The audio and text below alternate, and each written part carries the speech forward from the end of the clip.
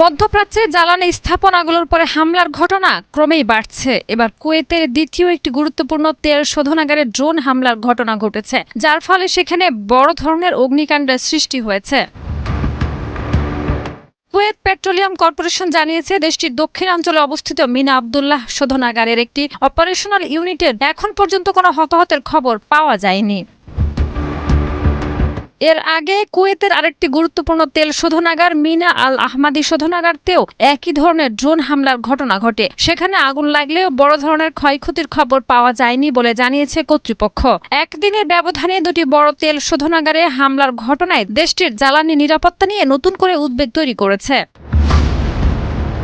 এদিকে সম্প্রতি কাতারে রাস লাফান শিল্প শহর এবং ইরানের কয়েকটি গ্যাস ক্ষেত্রেও হামলার খবর সামনে এসেছে। ফলে মধ্যপ্রাচ্যের জ্বালানি অবকাঠামো ঘিরে নতুন উত্তেজনা আরও বাড়ছে। তবে কুয়েতের এই সর্বশেষ ড্রোন হামলার জন্য এখনো কোনো পক্ষকে দায়ী করা হয়নি। নিরাপত্তা বিশ্লেষকদের মতে এ ধরনের ধারাবাহিক হামলা মধ্যপ্রাচ্যে জ্বালানি যুদ্ধের আশঙ্কা বাড়াচ্ছে, যার প্রভাব বৈশ্বিক তেলের বাজারে বড় ধরনের অস্থিরতা তৈরি করতে পারে।